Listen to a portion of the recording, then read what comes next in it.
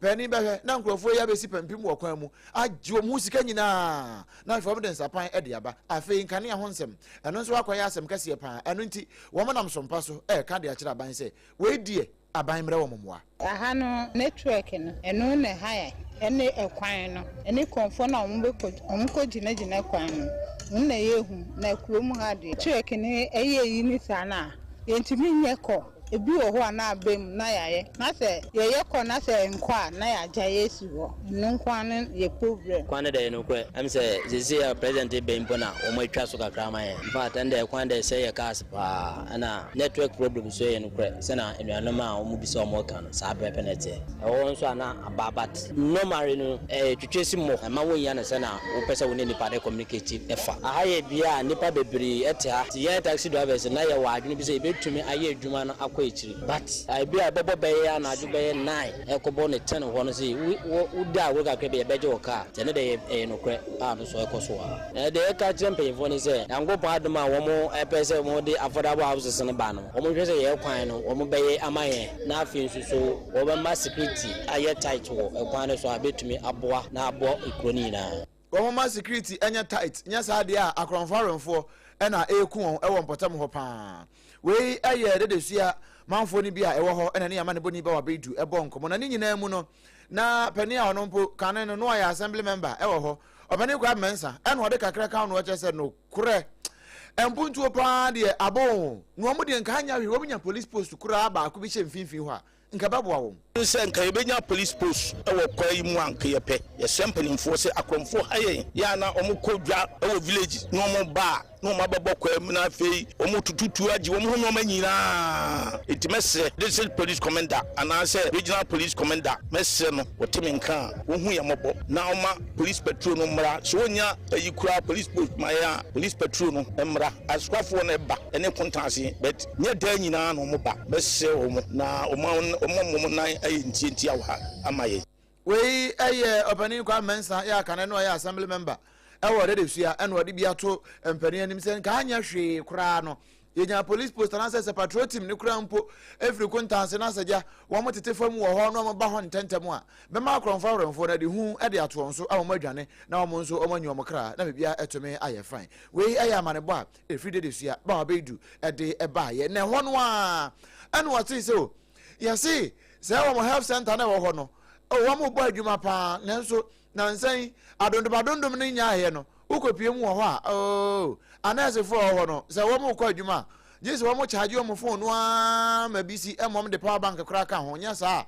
de sanse kim na yedum nkane ya na sa ya afo bi ba age se wo mo de wo mo phone touch na ehwe wo mo ede eye bibia eno na anase fo na wo ho no wo mo frɛ ba wa bedu ede tu na nim se wo ya no kra pa sa wote ya eye no kra wo mo de wo mo asem ne kete sa kwakuo kon wo mo ka chira ban sa wo de kane ya no wonti ma na nyina so a wo ma chwo mo generator kuma bi na wo mo ntimi fa anya adwuma no anya sa de a hwese obi awo aka obi na obi ba na wo mo nurse fo wo mo use wo mo phone touch ya ma phone na dum na ne ono nso awo aka no wo bo nkita phone wo mbe da age na wo iya generator ti edum lighter aya ye hu chire ye pa ma adwuma no eye bibi ne o ti ready ye fa akonya so asre ne se o medum ye generator etimi ama adwuma na etumpon akonani say yedum kane ana krom ha say na ankasa kra street light no ebi ne ha say inti just ye use your phones etimi dum light ebi a 3 days 2 days ne your phones ni na akọ off inti imagine your dum no o phone akọ off inti de yin na obeso na asanso de ahye client na waba no ti etimi ma ye ho chire to da etimi kọ abonten ho eho na ashren kakra no eho na etimi ede koye adwuma no kra anya ne papa mu a enye ideally na eni kwan say e basa with the lighting issue no say my light off now work out be you see your phones facility ni generator nti say you dum kane na ya na e ma adwuma na ye din because so you so phone na it me dum edum sana na obo so a work na ntem a wo pa banti no omo so ja mo phones wo fie na ma emu aye din nti ne be sure say kan ya generator say na light off na say aye too much no kenya generator be support adwuma na ke be boa pa eya de slede kuma bi we wo mpe no kase bia ompe generator kuma bi anke betimi apawa ho kakra wo de wa hospital yi we clinic yi de sia health center and that's why yes ni shem e wo ho yi na nso yebedum kanea na gye so wɔn betena abɔnten na bɛhwɛ ayarefoɔ oh enye kura wɔn totɔ de asra ban sɛ wedi aban mmerem na wɔn pɛ kakra ma wɔn ani anya hwee kura wɔn nso yɛ adwuma from Monday to Sunday 24 hours ɛna wɔn yɛ adwuma na sɛ anadwo wɔn akɔ na obi aba de ne hawa ba na agye sɛ yɛde ne betena abɔnten ayi ha nnua yɛ ase mfimfini ha car park ha ɛna wɔn de ne ba betena aba bɛhwɛ no ɛba ne saa obewie ne ntontom kura asan hwehwɛ no na nyɛ ntontom ketewa aban mmerɛ wɔn generator na wɔn nso wɔn nya bi ɛyɛ wɔn nyinaa no ba wa bɛidu ɛna wɔn de saa ma ne boy ɛto n'anim a wɔde ɛbrɛ yɛn abusua yɛmfa yɛn nkyerɛ mu ɛwɔ bonomantam mu na bonomantam so afɔ ɛyɛ odumnyamfo Joseph Ade Akwabo a Esquire wɔn na yɛka sɛ wɔkyerɛ sɛ saa akuafoɔ a wɔn do cashew anasa ate ha wɔn wɔ ɛmoa bi a wɔn de bɛboa wɔn paa a efiri proposed cashew board for no wɔn nkyɛn ɛna de ba na wɔkyerɛ sɛ wɔn adwuma yɛ a wɔn yɛ no aban na hunu wɔn sɛ ɛnokorɛ cashew foɔ wɔn ne brɛ paa nanso sɛ obetimi aboa ama ne manyina timi akɔnkan a na agye sɛ aban ne timi boa wɔn so wɔn asene ɛma wɔn so mabrabo ekɔ yie paa na ɛbɛrɛ na wɔn kasa no na yɛ accountability tour yɛ ogusu a wɔkɔ no de na ne kyerɛ mu ɛwɔ Brekum West ɛna wɔde sansɛm mu nyinaa ɛkɔto dwa sɛ gya wɔn kanka wɔn nneɛma a wɔn ayɛ nea wɔn betimi ayɛ ne sɛ wɔn bu akɔntapa ɛde akyerɛ wɔn manfoɔ no a ɛna wɔde ekɔpie mu hɔ na bɛrɛ a wɔkɔ no na wɔn ne ama ne bodi na agye ma pamboɔ ɛna nam ɛno nti wɔn nso tase ne sei ɛde brɛ yɛ yɛahyɛ mu knama ɛne Tree Crop Authority ayɛ adwumako kɛse a yɛhwɛ yɛ nnuaba no a ɛde sika ɛba yɛ bɔtɔm bi te sɛ rɔba bi te sɛ shea nut bi te sɛ cashew bi te sɛ palm nut ne nyinaa saa nneɛma nyinaa hyɛ Tree Crop foɔ ase na mampani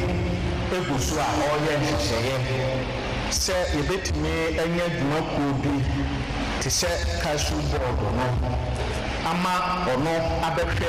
cashew so ɛwɔ Ghana ha sɛ aban ɛhwɛ ne yɛbɛtumi biara pɛ bibi te sɛ cashew board na waba na sɛ cashew yi a atea yi sɛ ne amanfoɔ sesa ne nwa abasa akuafoɔ ya yɛ ho adwuma nyinaa wie nso ɔmkɔ anom akɔtɔ no aboɔfoɔ mu na akuafoɔ ya abɔ kase no cashew board ne ba wɔbɛtumi a regulate ne kama ama wɔn aboɔ papa ya wɔn akoma ɛpɛ wei ɛyɛ bonomantam so afoɔ onimnyamfoɔ Joseph Ade Akwabo a Esquire ɛna yɛte no ɛnka no wɔne na agye mapamboɔ ɛna nenam a wɔn nso tase nsɛm nyinaa ɛde ɛbrɛ yɛn nana Kwadwo Jesse Company Limited ɛkoɔ ba Jesse Sempremo na kache ne yɛgyina sɛsi yɛ sɛ opa adansie ho nneɛma papa nyinaa bi na watɔ ɛde asi wudan no opa ho akwankyerɛ afutuo ɛne kwan a wobɛfa so a wobɛsi wudan no koraa na ɔhaw biara wonhyia bi no ɛyɛ nana Kwadwo Jesse Company Limited na so yɛ ɛna ɛsɛ wokɔ opa adansie ho nneɛma ne yɛde hyɛseɛ de kɔ wie nyinaa no ne nyinaa ebi ɛwɔ ɛkɔba Jesse Sempremo na kache wɔno nko a ɛna wɔtɔn nneɛma de ma wo a wɔde gu kaa mu de kɔgya wo free yɛ wontu ahwe ɛna wɔnte sɛ yɛ anomfoɔ no a wɔn nenam sɛ free enso wo to ade na wo di free no dia behye ade na ebo num aha nana ko yesi wonte sa akora wo de maw ebo no fofofo na wo wi a wasan de guka mu e de akwa akogya o free wo mpe we na apede wasan so ma ho afutuo ni akwankyere de aka ho gye numbers na friend sisi a 0204 355 040 0204 355 040 ekoba Jesse Sempremo bema ono na dansie oni papa nyina no eguna kache Endpoint Homeopathy Clinic eye ba bia ayarasa bia papa ye nam homeopathy kwan so esanyarewa ema nipa ehoto ne pa me pa cho every 2009 ene ya hyase e de homeopathy kwan e de asamanfo yade ne wiase nyina yade a Ghana ha de ya gentre ha pa ne ya wante yanka na ona wo ye hoho kra afi no ba Jerusalem me pa cho e ba ne sa wo na emma wa wade no mu ena ya Mother's Day obi bo kutia den ene yemfrɛ wo mada ene yemfrɛ wo mada me pa cho pa ko Endpoint Homeopathy Clinic uni ukunu ana ukunu one ohire monko ho na yema moba ne bi be ma so ade boni ane waje mu me pa cho prostate ho ha untimi nka nwieye me pa cho efri utri nwia no kwesi ubɔhura no be bia o ha ne wo bia no fo ne kire hu e wo Endpoint Homeopathy Clinic na yema o pa Dr. Edibuatin Dr. Kwatin won be hwɛ ama bibia atumi akonkan na bibia ayebɔkɔ ye kire kwan no asantemantam ye okro no mabo hia na enkran ha so shell signboard Spinters Road asem na mekan ye numbers abetimi afrɛ no 0244 86 867 068 0244 867 068 and 0274 234 321 0274 234 321 na oni yen abon enkomo anopai ebi afi na waso de ube twiri wosen me pacho eduro be na ade twiri wosen brush ben brush wo ben na ade twiri wosen no se enye yas toothpaste ene ne brush ne bia me pacho ne aka nyina yenkoso yenkoto be kuma me pacho pa bomoden na bowura shop na wo junction so no ma me no tonton ne ma wo table so no okwa so pe yas toothpaste ene ne brush ne bi fa no twiri wosen na etimi abo se mo ban de afri njempre ne ha nyina ho kaka na aba so a me pacho be yin nyina e de afri ho na bia atumi akonkan boko ene santi bia na won so pe dodo na watu aton 0201 0501 0501 619 588 0501 619 588 and 0501 390 338 0501 390 338 na oni yen abo enkomo wo pedu papa ne eba uhuru wontene mu ene mo gya mo wa try to say wo so wa obo wa saa na abo hyehye obo nse obo wa se ya na wa emoja kura na mu eba me pa cho wo yade o wona ase atatai woni ma honhon wa pejepeja wo otimi se da bi we nya keseye ohom ya na wakasa na nka bone de akiri oba bu nsa na asmara nkotwom mpa cho wo hankasa otimi se o pressure ekosoro pa hepatitis B and C about so okotin krofo ya de HIV bi me pa cho edura me kan fo de ama wo na be boost immune system no kama e de ama wo no eye T74 2074 no bomoni pe bito na be bo pa enye mo penfo oba wo makoda nufo na akoda wo nya mfinhia adumienu obi aka bia ebetimi anombe ne mum se wo pedodo na watu aton a okan shi druglin obenya bia to ho na fi Ashtown Colonial Keba no wasantemanta mukumase me patcho your numbers ni 0246 073 498 0246 073 498 and 0501 628 931 na oni yen abo enkomo enyumaku ya dawroma eno ma so yasene ma yede kase ebre wo ma yana ne ho sima pemra ye ba kase ne nka ye de to aso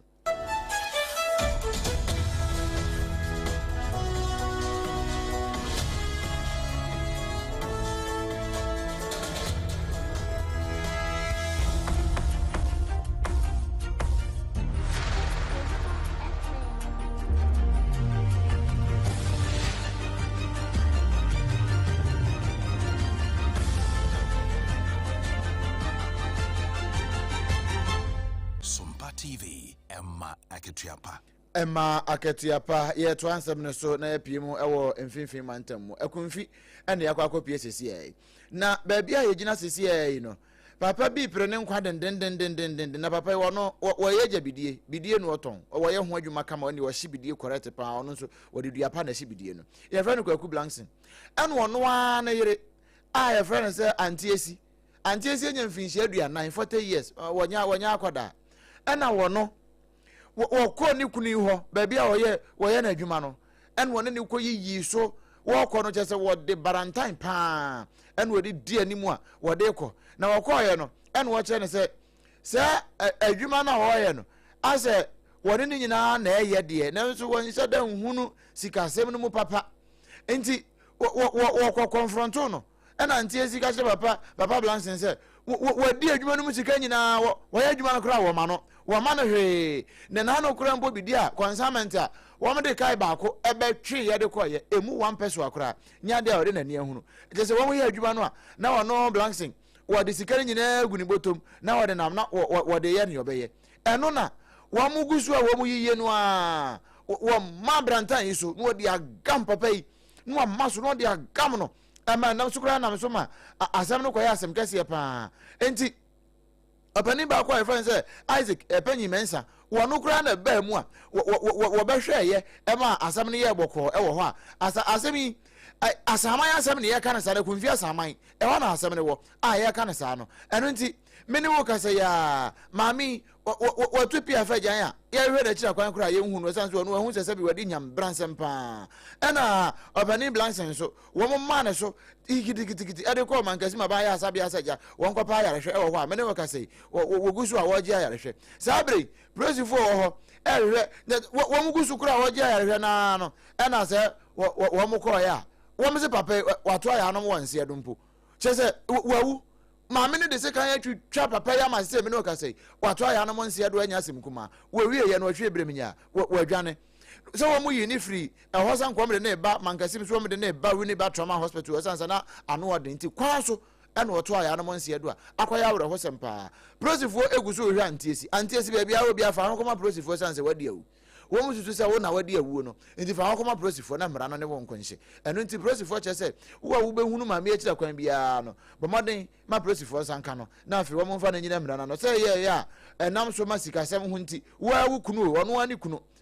wɔtwitwa no ama watu aya no mo ense do we ya awre ho sɛm a de ne di akire na ne besi bia no ye de ho nkyiremu enso ɛde abrewo afi yɛmfa nsɛm no enkopie mu ɛwɔ amanone ya kwa amanone na no ofa America mampani Donald Trump ɛna White House nra da ya ɛna wɔne ɔman ne nyinaa kasa ɛna wɔkyerɛ sɛ no korɛ sesei wɔhwɛ sɛ ne nneɛma yakɔ na wo declare lockdown ɛwɔ America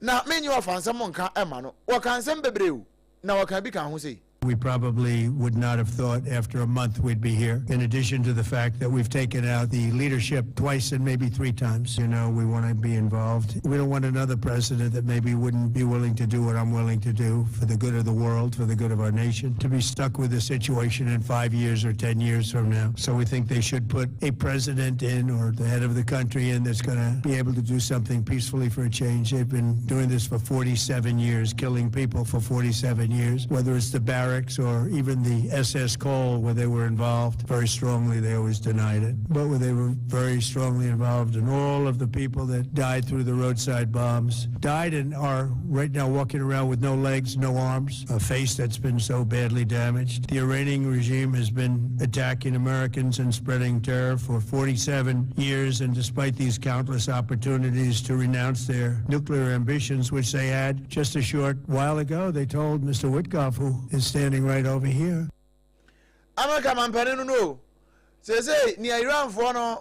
mo UM final free ho nanso wo ka de atra America man say woni hyeda ndi bibia wo koye ne ba bia essential travels senya say yi a munyai kura non essential travels no munyai na fe obia nhye dem obia mo ne ho ban na ono wa we nkyina ta so e de aka ho awe anwea kura guso se wo bebo America fo nyina ho ban sa bere de adrubunum weguso boaboa no ho na last one what they akoyi Iran for no kura free ho wo show man ase pasa ne monim se won beba as wounded lion enti won betutu bia ma na America for eno nti obi anhye dem unim na wutu kwan na wokote obi kote plane ba koto fam a ebe ha adwen pa we eyensem a Donald Trump wode atudwa yade akire kama yadane ede amawo na nakojo jesi company limited ena so yasene bra endpoint homeopathy clinic ebo yechidom Leicester company limited ede yas toothpaste ene ne brush ebe ka ho na 2074 ebo yechidom no ye ne nam so a ye bra yete so ewo Sompa 106.5 FM enkran ha sei no Asante Mantam Sompa 93.1 eji nsem no Ayiko 100.9 eji Adam Fopa Radio France Ahinkro Paris no woje kase yi afi Sompa 101.1 ewota kwa Sompa 103.3 ewota krade Sompa 106.1 ewota chima Sompa 98.9 wesunyane Sompa 90.7 ewo nkranza Sompa 101.3 ewo doma hona doma FM 100.7 eji kase yi ena kanehia ban radio enso eje ebo pitin mu pa Kingdom 106.1 ewa mankasi mudi koda no bia radio for nyina wono Sompa FM ejina mu afi Facebook ni Sompa 106.5 FM Accra and YouTube ni Sompa FM live www.sompaonline.com so once ejina mu denden dia enye asem kuma me pa cho ene anopai ensem a edidi wonto ano na possibly ene say Education Minister ene Civil Service Council no akwa asetena a che say so o man no ye kan ho abomu a ye betimi aboa pa na ya dada ene ma se ne ye no na etimi aboa mampuntu na ye hwe no ye nsa etumi aka ukopie mu e wo de desua nso a eno e wo bosontwemansin no mu o manfo ho e kire say no kure nyame anim ni akwanfo e ha won network e ha won ama yesa na akwanfo awranfo e na eji wo musika eno o jepade nyina eno ntimpanifo emre wo momoa no me ya kwan na network nso wonya ne kama emfa ema wo sanso e na health center ba ko de desua anaze fo ho na kire se no kure ne nyame anim ni enkane a ho nsem a yenyina so enti ama se swem de phone touch e na eji awo ehwe ayafo e ba na sa e ha dwene pa ntimpanifo mre won emwa anya hwe generator ba kokora wo betimi e de apawa na wo de aye adwuma broma ntam so afo de nyamfo Joseph ade akwabo a enso ka kire ka hwe akuafo nyina se aban ye ne betumi bia de ka hwe board aba na afi wo mo ebo papa ya wo mo pe no watimi apre e de ama won e na afi mfimfi mantam so akumfi akumfi district baby e first akumfi asaman maami e friend santiesi wo modia twitwa ne kunu kwaku blanksin e wo sika se mo hadan a won ne nyina na hye bidie enso sika ne ba na kwaku blansin wodi ya awasa ne sire mu a wo yitwa na ma me no ka say kwaku blansin ato ya na man sire na me wo fa America mampani Donald Trump nso wo say say bia bia no adup no mu eno nti America nyina state ahodo ni nyina no declare lockdown e wo ho a ni nyina say wo contain na wo de ni mapagu akwan mu na wo mo ni Iran fo ntokwa no wo wiewie no kra abusia aha na yede ho esie mede ade obrempon na kwaku ampoma na asafo kantan da woroma eno de tutu social media ni nyina so ma bibia ekọ bọkọ yes sorry so amadwuma